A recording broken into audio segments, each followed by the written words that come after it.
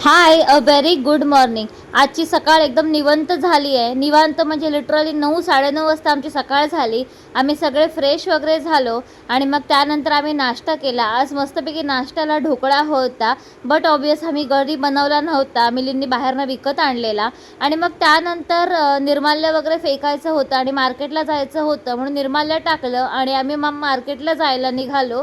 आणि पाऊस वगैरे नव्हता, क्लायमेट एकदम छान होतं. आम्ही गप्पा मारत मारत पोहोचलो आणि गेलो फिश आणायला. फिश एकदम ताजे भेटले, म्हणून आज आम्ही पापलेट घेतले आणि स्मरणीसाठी बोंबील घेतले, कारण का स्मरणी कुठले फिश दुसरे खात नाही. मग तिथूनच आम्ही गेलो भाजी आणायला. आणि ह्या भाजी मार्केटला मी फर्स्ट टाईम गेली, याआधी कधीच ह्या मार्केटला गेली नव्हती.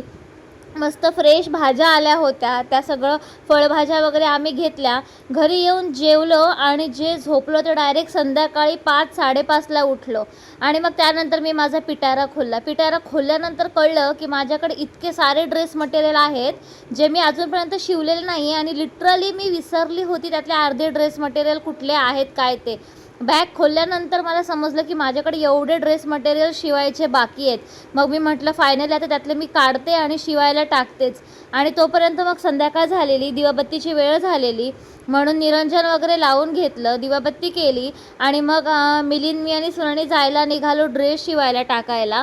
आणि मी लिटरली 8 वर्षानंतर ड्रेस शिवायला टाकणार आहे. एवढ्या वर्ष मी ड्रेस मटेरियल शिवलंच नाही, नेहमी रेडीमेड ड्रेसच घेतले.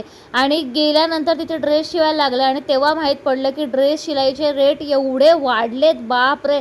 मला अमाऊंट ऐकून शॉकच बसला. आणि मग तिथून आम्ही आलो शूज घ्यायला, कारण का आता सुट्ट्या संपत्यात आणि स्मरणीची स्कूल सुरू होते आहे.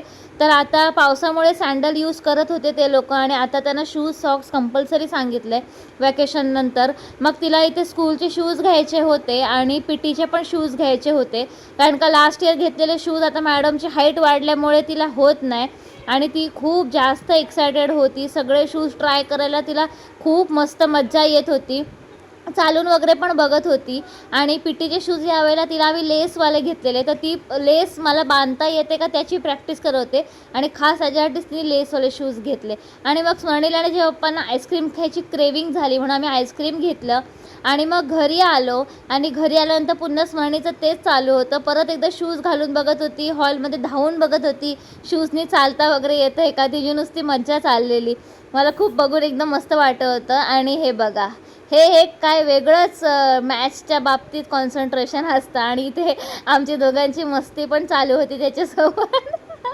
आणि त्यानंतर भेटूया उद्याच्या ब्लॉगमध्ये. असा होता माझा आजचा दिवस. बाय.